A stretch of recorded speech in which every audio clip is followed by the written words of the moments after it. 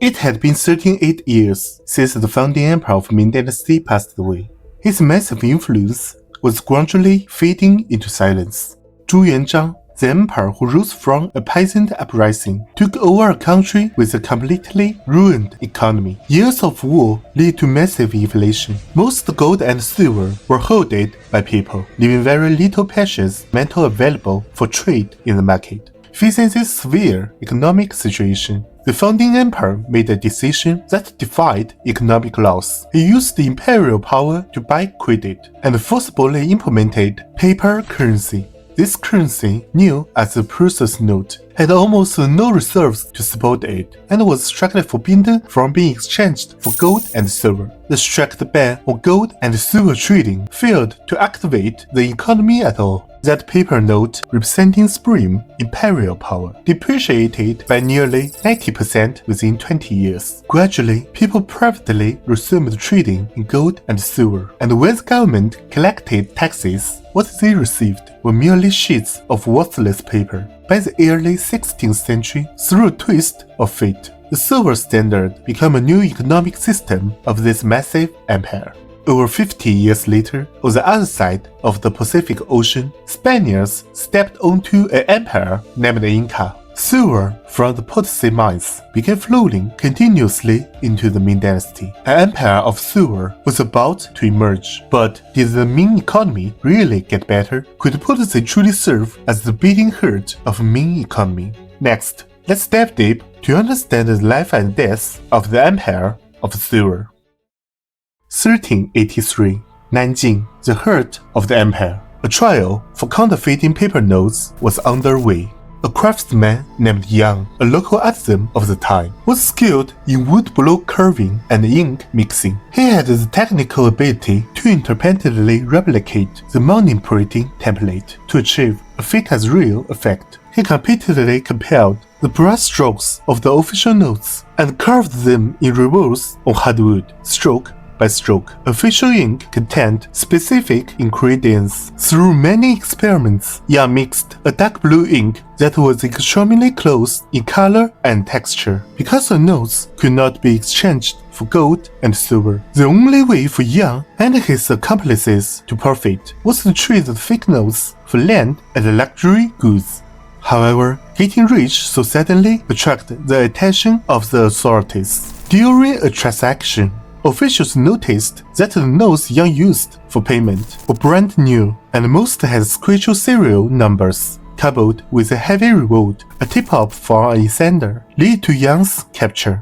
Yang and his family, along with all artisans involved in the carving and printing, faced brutal punishment. Those who knew but didn't report it were also punished by authorities. Legend has it that within 45 kilometers of Nanjing, severed heads were hung up one by one, like street lamps. The court hoped this would stop poverty, currency trading, and restore faith in paper money. However, this move had the exact opposite effect. Just 1 year after the slaughter, commoners began counterfeiting the notes again. If not out of desperation, no one would take such a risk. High tax pressure, combined with notes that were as worthless as waste paper, caused the monetary credit built on imperial power to collapse completely. As private trading in gold, silver, and copper expanded, the Ming court had to surrender to reality. In 1436, the Ming court tried the gold flower silver system. This was the first official contract recognizing silver as a legal tender.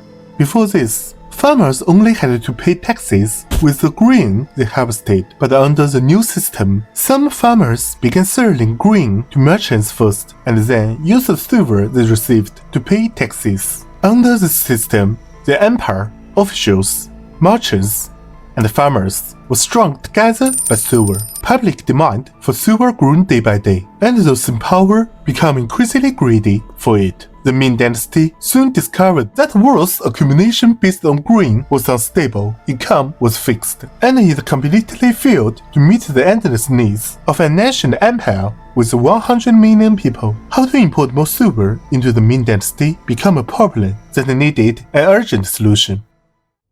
Time finally arrived at 1545. A group of conquerors from the Iberian Peninsula discovered the Potosí silver mine. Merchants struggling to trade for high-value Chinese goods in bulk finally found the Ming's desperate point of need.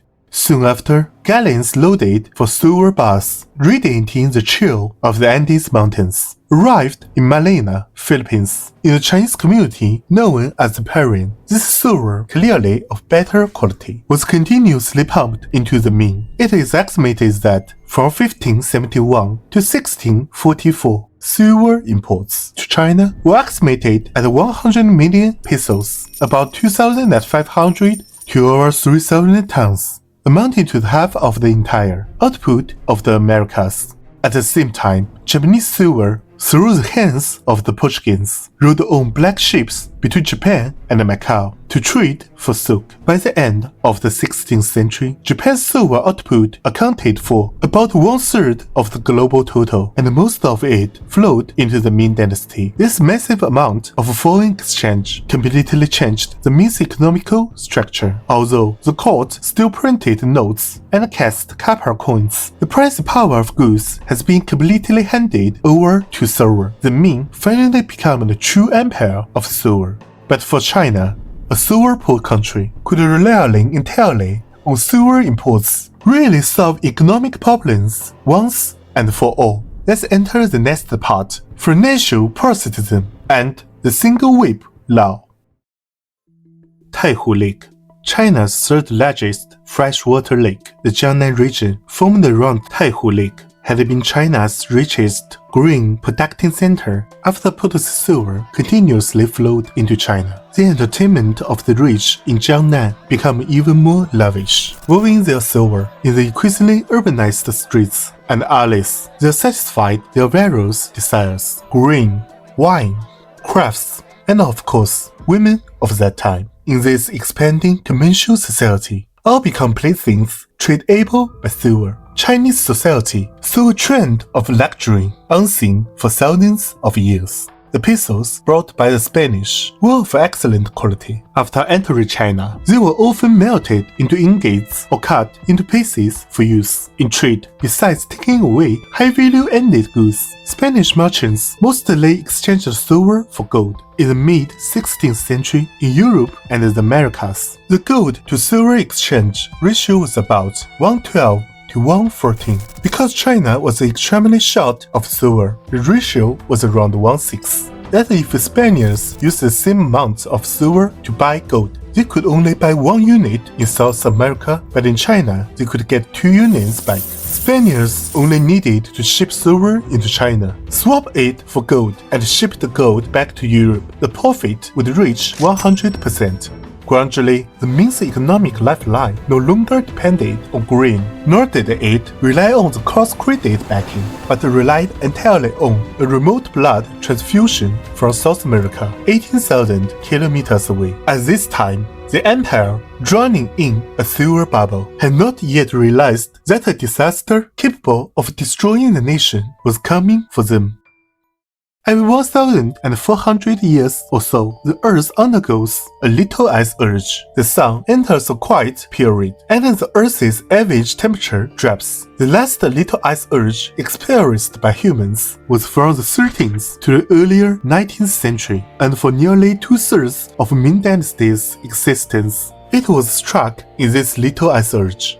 Persistent bitter cold and drought caused widespread famine and plague. Nomadic tribes were forced to move south to find new pastures, leaving the Ming borders in constant turmoil. Handling this unrest required massive amounts of money, but facing continuous crop failures and large-scale land mergers, traditional grain taxation could no longer support the government's expanding budget. Against this backdrop, Zhang Juzhen, one of the most important reformers in Chinese history, brought his single whip law, hoping to save the Ming Dynasty increases. Zhang Juzhen, the senior ground secretary and tutor to the Wanli Emperor, held near absolute power. He was one of the most powerful secretary in Ming history. This backbone of the empire deeply believed silver could save the Ming. He wanted to use silver to remove the Ming's rotting fiscal system.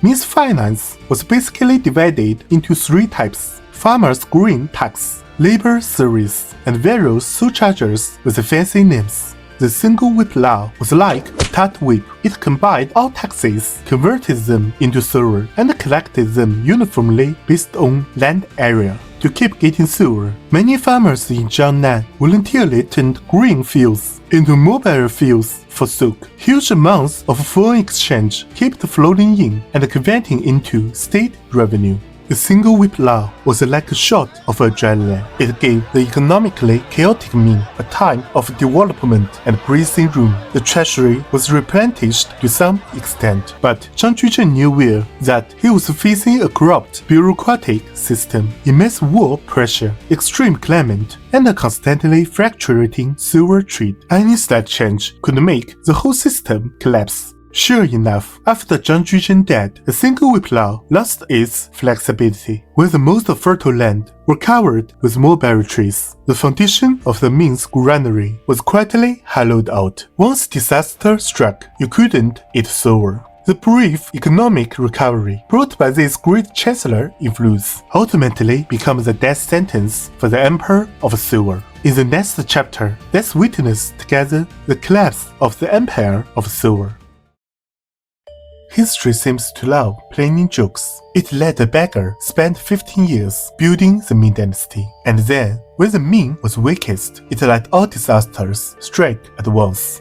Starting in 600, the Ming hit the fiercest wave of the Little Ice Age. Massive crop failures, internal farmer uprisings, and external nomadic invasions from the south all happened together. Famine and war ravaged this teetering empire in the same time. After Zhang Juzhen died, bureaucratic corruption got worse. For every 1 tael of silver tax, the court demanded, local officials would demand 3 taels from below. The extra 2 taels went straight into province pockets. Disaster relief funds were embezzled, and military pay was stolen. Soldiers on the front lines got no money, and victims of disaster got no food. But the most lethal thing was the silver. It's hard to imagine that after using South American silver for so many years, the Ming Emperor had no idea where it came from.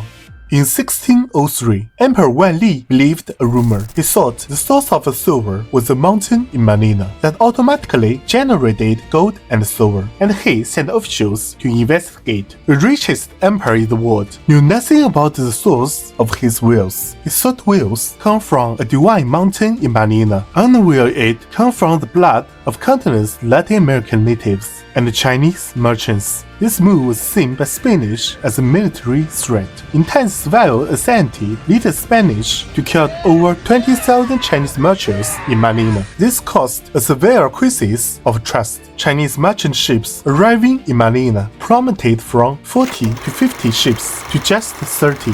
Silver imports saw their first cliff-like drop. Meanwhile, after nearly a century of mining, Potosí's soft silver has almost exhausted. Silver production plummeted. Japanese silver, the backup option, also came to a complete halt due to the Tokugawa shogunate's isolationist policy. On the other side of the world, Spain wasn't doing well either. The 30 Years' War entered its most brutal phase. The Spanish royal treasury went bankrupt. To save its European hegemony, the Habsburg dynasty ordered the forced interception of American silver back to Madrid, preventing it from flowing to the Ming. For the Spaniards left in Manila, this was a massive blow, because they realized that besides China, no other market could absorb their silver. The only way for them to guarantee profit was to tax the remaining Chinese merchants in Manila even heavier. The merchants were forced to rebel. In 1639, Spain carried out another bloody crackdown,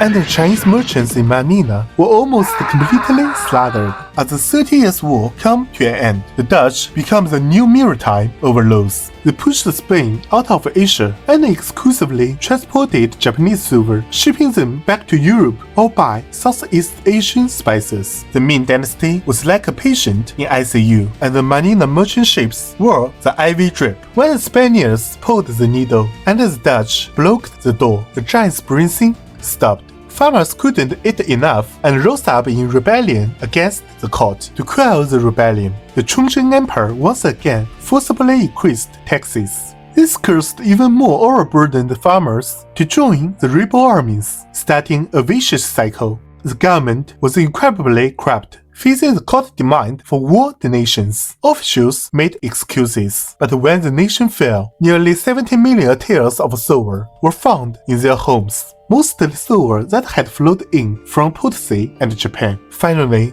with the Chongzhen Emperor hanging himself, the Ming Dynasty met its final end. On the other side, Spain, with Portugal's independence in 1640, also lost its status as the hegemon of Europe. With the collapse of the Empire of Silver, world history turned a new page. As the first gavel of the England's low parliament fell, the bourgeoisie stepped onto the historical stage with their market economy. The world opened a chapter of modern history.